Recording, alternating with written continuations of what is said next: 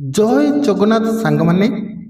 ତ ଫ୍ରେଣ୍ଡ, ଆଜି ଆମେ 25 ଏପ୍ରିଲ ସେକେଣ୍ଡ ସିଫ୍ଟରେ ଆମର ଯେତକ ବି ଇଂଲିଶ ଗ୍ରାମାର କ୍ୱେଶ୍ଚିନ୍ ଆସିଥିଲା ତାକୁ ଡିଟେଲ୍ସରେ ଆଲୋଚନା କରିବା, ଯାହାଦ୍ୱାରା ଯଦି ଆପଣଙ୍କ ଏକ୍ଜାମରେ ଏସବୁ କ୍ୱେଶ୍ଚିନ୍ ଆସୁଛି ଯେପରି ଆପଣମାନେ ଭୁଲ ନ କରନ୍ତି। ଏହା ପୂର୍ବରୁ ଆମେ ମଧ୍ୟ ବହୁତ ସାରା କ୍ଲାସ୍ କରିଛେ, ଯଦି ଚେକ୍ କରିନାହାନ୍ତି ଡେସ୍କ୍ରିପସନ୍ରେ ପ୍ଲେଲିଷ୍ଟ ଲିଙ୍କ୍ ଦେଇଦେବି, ଚେକ୍ କରିନେବେ। ଆଉ ଗୋଟେ କଥା ସମସ୍ତଙ୍କୁ ଅନୁରୋଧ କରିବି, ଯଦି ଆପଣଙ୍କୁ ଭିଡ଼ିଓ ପସନ୍ଦ ଆସୁଛି ତେବେ ଦୟାକରି କଞ୍ଜୁସି କରିବେନି, ଭିଡ଼ିଓ ଗୋଟେ ଲାଇକ୍ କରିଦେବେ ଆଉ ଚ୍ୟାନେଲକୁ ସବସ୍କ୍ରାଇବ୍ କରିଦେବେ ଏପରି ଭିଡ଼ିଓ ଦେଖିବା ପାଇଁ। ଓକେ, ଦେଖ ଆମର ଫାର୍ଷ୍ଟ କ୍ୱେଶ୍ଚିନ୍ ଆସିଛି ୱାନ୍ ପାର୍ଟ ସବଷ୍ଟିଟ୍ୟୁସନ୍। ଏହାର ଅର୍ଥ କ'ଣ? ଓଡ଼ିଆରେ ଆମେ ସେମିତି ସମସ୍ତେ ଜାଣିଛେ ଏକପଦୀକରଣ। Okay, a person who can play many musical instrument, ଗୋଟେ ଲୋକ ଯିଏକି ବହୁ ପ୍ରକାର ମ୍ୟୁଜିକାଲ ଇନ୍ଷ୍ଟ୍ରୁମେଣ୍ଟ ବଜାଇ ପାରେ, ତାକୁ କ'ଣ କୁହାଯାଏ ନା ମ୍ୟୁଜିସିଆନ୍। ଅତି ଓଡ଼ିଆରେ ଯଦି ଆମେ କହିବା ବାଦ୍ୟକାର। କ'ଣ ନା ବାଦ୍ୟକାର। ତାପରେ ପିଓନିଷ୍ଟ, ଆପଣ ଜାଣିଥିବେ ଯେ ପିଓନ ଫୁକନ୍ତି ସେ ପିଓନିଷ୍ଟ। ମଲ୍ଟି ଭୋକାଲିଷ୍ଟ, ଏହାର ଅର୍ଥ କ'ଣ? ଦେଖନ୍ତୁ, ଗୋଟେ ଗୋଟେ ସିଙ୍ଗର ଥିବେ ଯିଏକି ସ୍ୟାଡ୍ ସଙ୍ଗ୍ ଗାଇପାରୁଥିବେ ଆଉ ରୋମାଣ୍ଟିକ୍ ସଙ୍ଗ୍ ଗାଉଥିବେ ଅଲଗା ଅଲଗା ଟ୍ୟୁନ୍ରେ। ତ ଆପଣ ତ ଜାଣିଥିବେ ଓଡ଼ିଶାର ଫେମସ୍ ସିଙ୍ଗର ହ୍ୟୁମାନ ସାଗର, ତାଙ୍କର ଉଦାହରଣ ନେଇପାରିବେ। ସେ ମାନେ ଗାଉଥିବେ ସ୍ୟାଡ୍ ସଙ୍ଗ୍ ଅତି ଦୁଃଖ ଭରାରେ ଆଉ ରୋମାଣ୍ଟିକ୍ ସଙ୍ଗ୍ ଅତି ରୋମାଣ୍ଟିକ୍ରେ, ତ ତାଙ୍କୁ ହିଁ କୁହାଯାଏ ମଲ୍ଟି ଭୋକାଲିଷ୍ଟ। ଓକେ, ତ ପ୍ରଥମ କ୍ୱେଶ୍ଚିନ୍ ସରିଗଲା। ସେକେଣ୍ଡରେ ଦେଖ, ଗୋଟେ ପ୍ୟାସେଜ ଦେଇଛି ଦ ଇମ୍ପୋର୍ଟାନ୍ସ ଅଫ୍ ରିଡ଼ିଂ, ମାନେ ପଢ଼ିବାର, ମାନେ ଆମେ ଯଦି ପଢ଼ିବା ସେଥିରେ ଆମର କ'ଣ କ'ଣ ଲାଭ ହେବ, ଏଇ ପ୍ୟାସେଜ ପଢ଼ି ନେବେ। ତ ମୁଁ ପଢ଼ି ନେଇଛି। ଗୋଟେ କ୍ୱେଶ୍ଚିନ୍ ଦେଖିବା, what does reading poster according to the passage. ମାନେ ଦେଖନ୍ତୁ, ଆମେ ରିଡ଼ିଂ କରିବା ଦ୍ୱାରା ଆମର କ'ଣ କ'ଣ ବେନିଫିଟ୍ ହେବ। ଦେଖ, ଆମର ଏଇ ଫାର୍ଷ୍ଟ ଲାଇନ୍ରେ ଦେଇଛି ଆମର ଜ୍ଞାନ ବଢ଼ିବ, ତାପରେ ଆମର ଇମାଜିନେସନ୍ ଶକ୍ତି ବଢ଼ିବ, ତାପରେ ପର୍ସନାଲି ଗ୍ରୋଥ୍ ହେବ, ଏପରି ବହୁତ ସାରା ଜିନିଷ ହେବ। ତାପରେ ଆମର ସ୍କିଲ୍ ଡେଭଲପମେଣ୍ଟ ହେବ। ତେବେ ଦେଖ ଏଇ ଅପସନ୍ରେ କେଉଁଟା ଅଛି? ଇଗ୍ନୋରାନ୍ସ ଅଛି କି? ନାହିଁ। ତାପରେ ଟାକ୍ନେସନ୍ ଅଛି? ନାହିଁ। ଆପାଥି ଅଛି? ନାହିଁ। କେବଳ ଇମାଜିନେସନ୍ ଅଛି। ତେଣୁ ଆନ୍ସର କ'ଣ ହେବ? ଇମାଜିନେସନ୍। ଦେଖ, ପ୍ୟାସେଜକୁ ନେଇ କେବେ ଡରିବନି। ତୁମେ ଯଦି ଇଂଲିଶ ବୁଝି ବି ପାରୁନ, ପ୍ୟାସେଜକୁ ଥରେ ପଢ଼ିଦେବ, ଇଜିଲି ତୁମେ ପ୍ୟାସେଜରେ 3ରୁ 3 ରଖିଦେବ। ଓକେ, ତାପରେ ଦେଖ, how does reading contribute to critical thinking as per passage. ମାନେ ଆମେ ରିଡ଼ିଂ କରିବା ଦ୍ୱାରା ଆମର ଥିଙ୍କିଂଟା କେମିତି ପଢ଼ୁଛି। ଦେଖ, ଏଥିରେ ଡାଇରେକ୍ଟ ମେନସନ୍ କରାଯାଇଛି। ମୁଁ ତୁମକୁ କହୁଛି ଆନ୍ସର କ'ଣ ହେବ ନା ବାଇ ଏନହାନ୍ସିଂ କ୍ରିଟିକାଲ ଥିଙ୍କିଂ। ଆମର ଯେଉଁ ଭାବିବାର ଶକ୍ତି ତାହା ବଢ଼ିଯିବ। ଯଦି ଆମେ ଭଲସେ ରିଡ଼ିଂ କରୁଛେ ତେବେ ବହୁତ ସାରା ଡେଭଲପମେଣ୍ଟ ହେବ। ଓକେ, ତାପରେ ଦେଖ କ'ଣ ଦେଲା, what does reading allow to explore according to the passage. ମାନେ ରିଡ଼ିଂ ଆମର କ'ଣ ଏକ୍ସପ୍ଲୋର କରିଥାଏ। ଦେଖ ଏଇଠି ଦେଇଛି ପ୍ରୋସ୍ପେକ୍ଟିଭ୍ ଆଣ୍ଡ ଏକ୍ସପିରିଏନ୍ସ। ରିଡ଼ିଂ କରିବା ଦ୍ୱାରା ଆମର ଜ୍ଞାନ ଶକ୍ତି ବଢ଼ିଥାଏ ଆଉ ଏକ୍ସପିରିଏନ୍ସ ମଧ୍ୟ ବଢ଼ିଥାଏ। Direct answer diverse prospectivity and experience. ତାପରେ ଦେଖ, ଆମର କ୍ୱେଶ୍ଚିନ୍ ଆସିଲା କ୍ୱେଶ୍ଚିନ୍ ଟ୍ୟାଗ୍। କ୍ୱେଶ୍ଚିନ୍ ଟ୍ୟାଗ୍ରେ ଆପଣ ଜାଣିଥିବେ, ଯଦି ଏପଟଟା ଆମର ନେଗେଟିଭ୍ ଥିବ ଏପଟ ପଜିଟିଭ୍ ହେବ, ଯଦି ଏପଟ ପଜିଟିଭ୍ ଥିବ ଏପଟ ନେଗେଟିଭ୍ ହେବ। ଦେଖିଲ, ପ୍ରଥମେ କ'ଣ ଅଛି? ନେଗେଟିଭ୍ ଅଛି, ତେଣୁ ପଜିଟିଭ୍ ହେବ। ଏଠି ଦେଖ କ'ଣ ଲାଗିଛି? ସବଜେକ୍ଟ ହି ଲାଗିଛି, ତେଣୁ ଏଠି କ'ଣ ହେବ? ଡଜ୍ ହି ହେବ। ଦେଖିଦିଅ ଆନ୍ସର। କିଛି କେତେବେଳେ ବି ଆପଣମାନେ ଗ୍ରାମାରରେ ଚେଞ୍ଜ କରିବେନି। ଏପଟେ ଯାହା ଥିବ ଏପଟେ ସେଇଆ ଲଗାଇବେ। ଏପଟେ ଭର୍ବ ଯଦି ଆମର ସିମ୍ପଲ୍ ପାଷ୍ଟ ରହୁଛି, ଏପଟେ ବି ଆମକୁ ସିମ୍ପଲ୍ ପାଷ୍ଟ ଲଗାଇବାର ଅଛି। ନୁହେଁ ଯେ ଏପଟେ ପ୍ରେଜେଣ୍ଟ ପରଫେକ୍ଟ ରହୁଛି ଆଉ ତୁମେ ଏପଟେ ସିମ୍ପଲ୍ ପାଷ୍ଟ ଲଗାଇବ, ତାହେଲେ ଭୁଲ ରହିଯିବ। ଓକେ, ତାପରେ ଦେଖ, ଏଠି ବିଗିନିଂର ସ୍ପେଲିଂ ପଚାରିଲା। ପରୀକ୍ଷାରେ ସ୍ପେଲିଂ ଟେଷ୍ଟ ପଚାରୁଛି, ବହୁତ ଇଜି କ୍ୱେଶ୍ଚିନ୍ ପଚାରୁଛି। ଯେମିତିକି ଆମର ଆଡ଼ଭାଇସ୍ ପଚାରି ଦେଉଛି, ବିଗିନିଂ ପଚାରି ଦେଉଛି, ରେସ୍ପେକ୍ଟ ପଚାରି ଦେଉଛି। ବିଗିନିଂର କେମିତି? BIGINNING। ବିଗିନିଂରେ କେତେବେଳେ ବି ଡବଲ ଜି ଭାବିବେନି, ଭାବିଲେ ଭୁଲ ହେଇଯିବ। ତ ଦେଖ BEGINNING ବିଗିନିଂ। ତାପରେ এটা দেখ পার্ট অফ স্পিচ রয়েছে। যদি তুমি ইংলিশে জানি নৌছ কেউ চ্ୟାପ୍ଟରରୁ କୋଶ୍ଚିନ୍ ଆସୁଛି তবে ଜାଣିନିଅ ତମର ଇଂଲିଶ ମାନେ ଠିକଠାକ ଅଛି। ଆଉ ତମେ ଯଦି ଜାଣିପାରୁନ ଏଇଟା କେଉଁ ଚ୍ୟାପ୍ଟରରୁ କୋଶ୍ଚିନ୍ ଆସିଛି ତେବେ ଭାଇ ତମେ ଇଂଲିଶରେ ବହୁତ ୱିକ୍ ଅଛ। ତମକୁ ପ୍ରଥମେ କ'ଣ କରିବାର ଅଛି, ନିତୁ ସିଂ ଭଲ୍ୟୁମ୍ 1 ପଢ଼ିବାର ଅଛି। ନିତୁ ସିଂ ଭଲ୍ୟୁମ୍ 1 ତାହେଲେ ତମେ ଇଂଲିଶରେ ଯେତିକି ମାର୍କ ହଉ ତମେ ଇଜିଲି 80% ମାର୍କ ରଖିପାରିବ। ଓକେ, ଦେଖ ମୁଁ କହି ନେଉଛି ସବୁ। ଦଟା ଆମର କ'ଣ କହିଲେ? ଦଟା ଆମର କ'ଣ? ଆର୍ଟିକିଲ୍। ଆର୍ଟିକିଲ୍ କେତେ ପ୍ରକାର? ଦୁଇ ପ୍ରକାର। ଗୋଟେ ହେଉଛି ଡେଫିନାଇଟ୍ ଆର୍ଟିକିଲ୍, ଆଉ ଗୋଟେ ହେଉଛି ଇନଡେଫିନାଇଟ୍ ଆର୍ଟିକିଲ୍। ଡେଫିନାଇଟ୍ ଆର୍ଟିକିଲ୍ରେ ଆମର କ'ଣ କ'ଣ ଯିବ? ଏ ଆଉ ଆନ୍ ଯିବ। ଇନଡେଫିନାଇଟ୍ ଭୁଲ କହିଦେଲି। ଡେଫିନାଇଟ୍ ଆର୍ଟିକିଲ୍ରେ ଆମର କ'ଣ ଯିବ ନା ଦ ଯିବ। ଆଉ ଇନଡେଫିନାଇଟ୍ ଆର୍ଟିକିଲ୍ରେ ଆନ୍ ଆଉ ଏ ଯିବ। ଆଗକୁ କୋଶ୍ଚିନ୍ ଅଛି ତେଣୁ ମୁଁ ସେଠି ବୁଝେଇଦେବି। ଏଠି କହି ନେଉଛି ଦ କ'ଣ? ଆର୍ଟିକିଲ୍। ଚିପ୍ ଏଠି କ'ଣ? ନାଉନ୍। ସ୍କିଲଫୁଲି ଏଇଟା କ'ଣ କେମିତି ଜାଣିବ? ଦେଖ ପ୍ରିପେୟାରଟା ଏଠି କ'ଣ? ଭର୍ବ। ଭର୍ବକୁ ଯିଏ ବିଶେଷିତ କରେ, ଓଡ଼ିଆରେ ଭର୍ବ ତ କ'ଣ? କ୍ରିୟା। କ୍ରିୟାକୁ ଯିଏ ବିଶେଷିତ କରେ ତାକୁ କ'ଣ କହିଥାଉ? କ୍ରିୟା ବିଶେଷଣ। ଇଂଲିଶରେ ତାକୁ ଆମେ କ'ଣ କହିଥାଉ? କ'ଣ? ଆଡ଼ଭର୍ବ କହିଥାଉ। ଦେଖ ପ୍ରିପେୟାର୍ଡ ହେଉଛି କ'ଣ? ଭର୍ବ। ଏ ହେଉଛି ପ୍ରିପୋଜିସନ୍। ଡେଲିସିୟସ୍। ଡେଲିସିୟସ୍ ଦେଖ ନାଉନ୍କୁ ଯିଏ ବିଶେଷ କରେ ତାକୁ ଆମେ କ'ଣ କହିଥାଉ? ଆଡଜେକ୍ଟିଭ୍। ମିଲ୍ଟା ଏଠି କ'ଣ? କ'ଣ? ନାଉନ୍। ଡେଲିସିୟସ୍ଟା କାହାକୁ ବିଶେଷିତ କରୁଛି? ମିଲ୍କୁ। 3 କୋର୍ସକୁ କରୁନି, ମିଲ୍କୁ କରୁଛି। ତେଣୁ ଡେଲିସିୟସ୍ଟା ହେଉଛି କ'ଣ? ଆଡଜେକ୍ଟିଭ୍। ଏଠି ପଚାରିଲା ପ୍ରିପେୟାର। ପ୍ରିପେୟାର କ'ଣ? ଭର୍ବ। ଭାବୁଛି ବୁଝିପାରିଥିବ। ତାପରେ ଦେଖ ପୁଣି ଗୋଟେ ୱାନ୍ ୱାର୍ଡ଼ କୋଶ୍ଚିନ୍ ଆସିଲା। Choose the correct word for a sudden violent and illegal seize of power. କ'ଣ ଏଇଟା? ନା କପ୍। କପ୍ ଅର୍ଥ କ'ଣ? ନା ଦେଖ କପ୍ ଅର୍ଥ ହେଉଛି ଆମେ ସରକାରଙ୍କ ବିରୁଦ୍ଧରେ ଗୋଟେ ମାନେ କ'ଣ? ସରକାରଙ୍କ ବିରୁଦ୍ଧରେ ଗୋଟେ ହିଂସାତ୍ମକ କାର୍ଯ୍ୟ କରିବା, ମାନେ ସରକାରଙ୍କୁ ଅପୋଜ୍ କରିବା ପାଇଁ ଗୋଟେ ହିଂସାତ୍ମକ କାର୍ଯ୍ୟ କରିବା। Sudden violent and illegal power of seize ମାନେ ସରକାରଙ୍କ ବିରୁଦ୍ଧରେ ଆମେ ଗୋଟେ ହିଂସାତ୍ମକ କାର୍ଯ୍ୟ କରିବା, ତାକୁ କୁହାଯାଏ କପ୍। ମ୍ୟୁଟିନି, ରିବେଲିସନ୍, ଇଏ ବି ଗୋଟେ ପ୍ରକାର ଯୁଦ୍ଧ।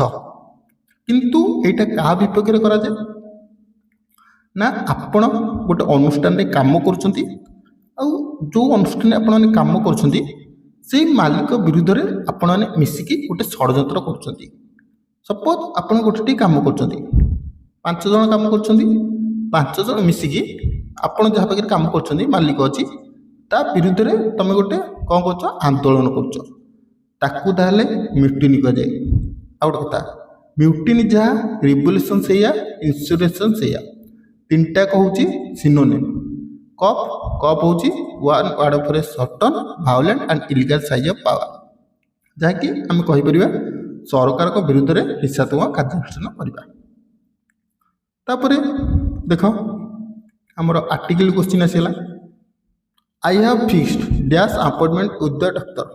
ଦେଖ ଗୋଟେ କଥା କୁହ, ଏଠି ଆମର କେଉଁ ଆର୍ଟିକିଲ୍ ଲାଗିବ? ଡେଫିନାଇଟ୍ ନା ଇନଡେଫିନାଇଟ୍? ଇନଡେଫିନାଇଟ୍ କେଉଁଟା? ଏ ଆର୍। ଡେଫିନାଇଟ୍ ଦ। ଡେଫିନାଇଟ୍ କେଉଁଠି ଲାଗିବ? ବାକ୍ୟରେ ପୂର୍ବରୁ କେଉଁଠି ଡିସିସନ୍ ନିଆଯାଇଥାଏ। ଯେପରିକି ଦେଖ ଏଠି ଯେଉଁ ଆପଏଣ୍ଟମେଣ୍ଟ ଆପଣମାନେ ଡାକ୍ତର ସହ ନେଉଛନ୍ତି, ଏଠି ମେନସନ୍ କରିଛି କି ଆପଣ କେଉଁ ଡାକ୍ତର ସହ ଆପଏଣ୍ଟମେଣ୍ଟ ନେଉଛନ୍ତି? ମେନସନ୍ କରିଛି? ମେନସନ୍ କରିନି।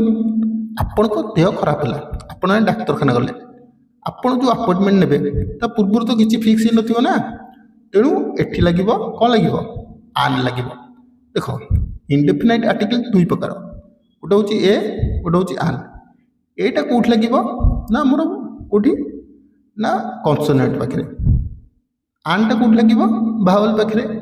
ଆପଏଣ୍ଟମେଣ୍ଟ ଏଇଟା ଟିକେ ବନାନ କଲ, ତୁମକୁ ଆ ଶୁଗା ହେଉଛି ଆପଏଣ୍ଟମେଣ୍ଟ, ତେଣୁ ଆ ଶୁଭୁଛି ମାନେ ତୁମେ କ'ଣ ଲଗେଇବ? ଆନ୍ ଲଗେଇବ।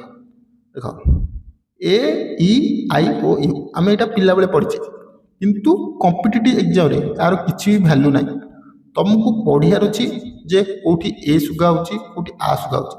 जोठी तुमको आ लगिला सेठी अपॉइंटमेंट तेणु सेठी आम आन लगेगा तापर देख आमर वाक्य आसला what a lovely view you have here देख व्हाट लगी व्हाट व्हाटा कौट लगे जोटी आश्चर्य भाव आसता मैंने गोटे चकित होला भाई जिन देखा जाए जाचु काली मु बाघ देखिली ये वाक्यटा देखला गोटे आश्चर्य भाव आसना एटी आम एक्सप्लेनेटरी मार्क लगौचे ना सेपरी what a lovely view you have here कौन लगे एक्सप्लेनेटरी मार्क पीरियड पीरियड माने कौन ब्रेक नि जाए मन कर तुम ब्रेक नौ कौन हो तुम खरा छुट्टी ब्रेक माने कौन यहाँ हूँ पीरियड माने वाक्य कंप्लीट है सेमिकोलन सेमिकोलन चित्र केमती ऊपर गोटे बिंदु रले एमती रहा कलन दुईटी बिंदु रुझेगा आ कमा तो तुम जानी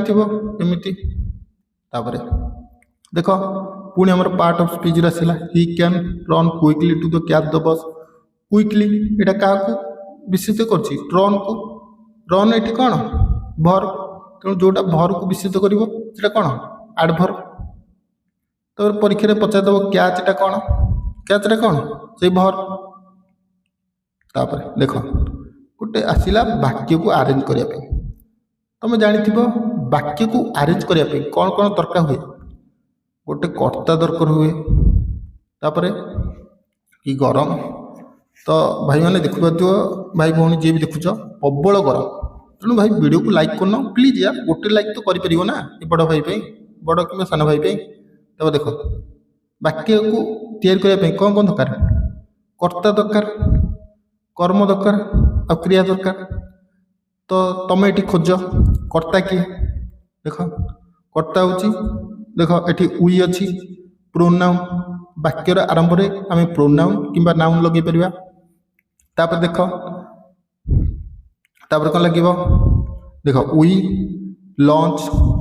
लॉन्च तापर कौन A V launch a wonderful and enjoy तो देख केमिति वाक्य को तैयारी कर उईटा कौन रथम रपर उई पाखे आम गोटे भर्ब दरकार हम आम तो डायरेक्ट लॉन्च को नहीं पारानी तेणु हार्ड लगेगा उई हार्ड है वंडरफुल एंड एंजॉयबल लॉन्च तो वाक्यटा पढ़ आराम से बुझीपर ओके तापर देखा सिंगुलर फॉर्म जहाँकि सिंगुलर फॉर्म आसला एक वचन बहुवचन डाइस कौन हम ना डाए हम ओके तापर देख पुणी आसीगला किपरि कौन लगे सिला loves to read story poem and mysteries तुम जानी ओडिया रे वाक्य वाक्य केते प्रकार तीन प्रकार गोटे हूँ सरल वाक्य यौगिक वाक्य जटिल वाक्य ओडिया रे गोटे वाक्य अच्छी यौगिक वाक्य से जो आम वाक्य लिखि था गोटे एग्जांपल दूची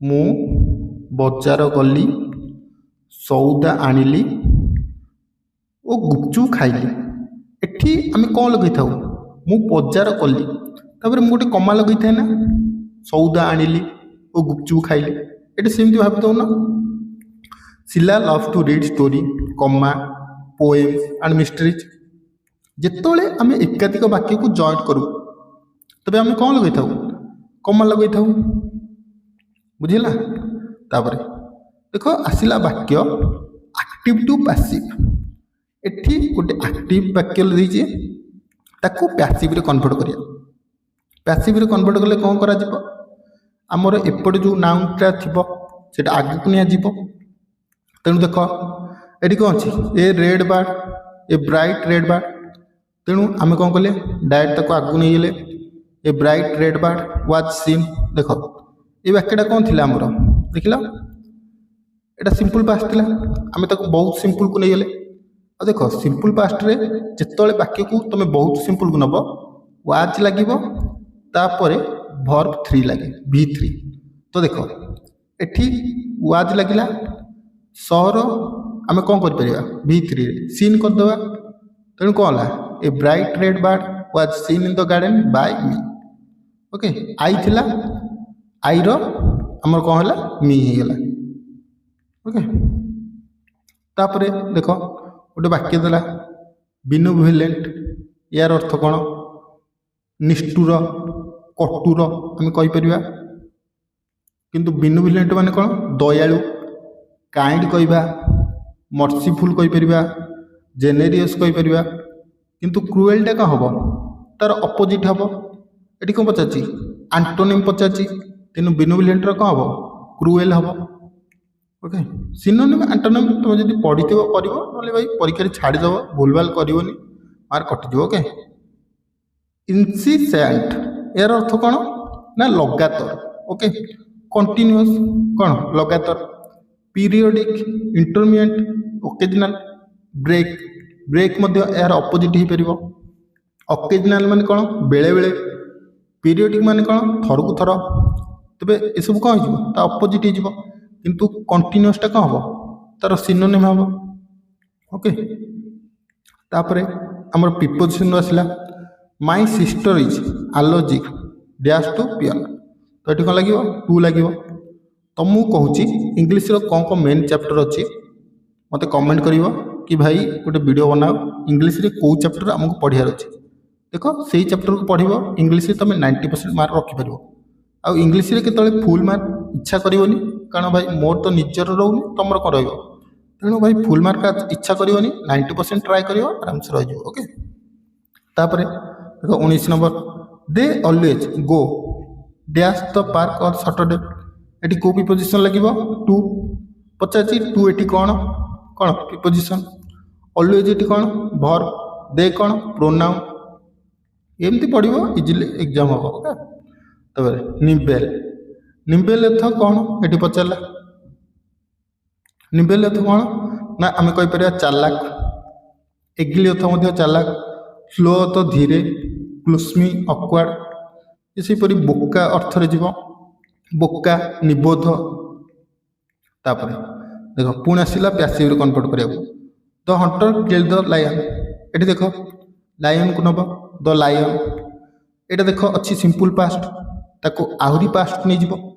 आहरी पास्ट को नेले वाज लगे तर V3। किल्ड से किल्ड, तो लायन आज killed by the Hunter. Hunter अच्छी फास्ट रे, ताको लास्ट को नहीं जीव बाय लगे। ओके, तापर कम रो पास्ट टेंस कौन हम? केम। ये किसी नथिबो। तापर गोटे वाक्य देला आदर पास्ट परफेक्ट टेंस कोटा? फास्टा देख she is studying for the exam. यहाँ कौन कौन? यहाँ present continuous. Okay, she had studied for the, यहाँ past perfect. She studied for the exam, यहाँ कौन कहीपर? Simple simple present. She will study, यहाँ कौन? Simple future. देख there are dash student in the classroom. Many uh more भितर पे doubt रे था। मेनीटा मन रख आमर कौट लगे ना? आमर जो काउंट कर ये स्टूडेंट अच्छी, स्टूडेंट आम काउंट कर ना? तेणु ये मेनी लगे। मचटा सब अनकाउंटेबल नाउन पाखे लगे, जमीक आम सल्ट कहीपर, स्टार कहीपर, वाटर कहीपर। तापर देख आम लास्ट रहा गोटे idiom phrase beat around the bush. यार अर्थ कौन ना? मेन कथा को छाड़ी अलग कथा माने कथा को अवॉइड करवा। Avoid getting to the main topic. कथा बुलेगा, अति ओडिया कहले कथा बुलेगा। तो ये थिला इंग्लिश 25टा क्वेश्चन। भावुची डिटेल्स बुझी पातिबो। जो क्वेश्चन डाउट रोचे जरूर कमेंट करिवो। वीडियोटी किपरि लगिला सेटा मते कमेंट करिवो। भल लागिथिले जरूर कंजूसी करिवोनी, गोटे लाइक करदबो। और आगु कोई वीडियो पाई चैनल को कौन करिवो? गोटे सब्सक्राइब करी शेयर करनबो।